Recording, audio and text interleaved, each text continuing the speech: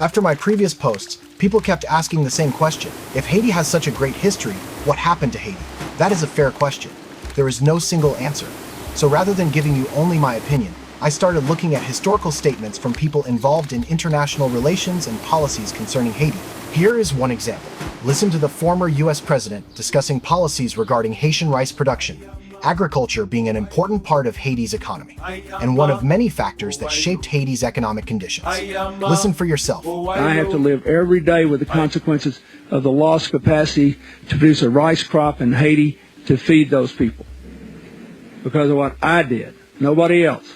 Since 1981, the United States has followed a policy until the last year or so we started rethinking it, that we rich countries that produce a lot of food should sell it to poor countries and relieve them of the burden of producing their own food. So thank goodness they can leap directly into the industrial era. It has not worked. It's maybe been good for some of my farmers in Arkansas, but it has not worked. It was a mistake. It was a mistake that I was a party to.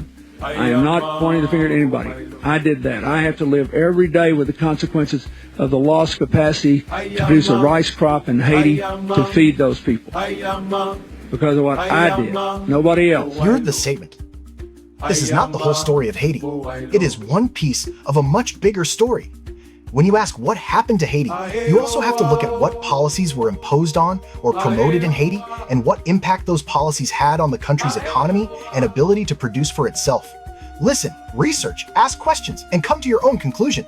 Research doesn't disappear because you didn't know it. Now you know. What do you think? Comment, like, and subscribe.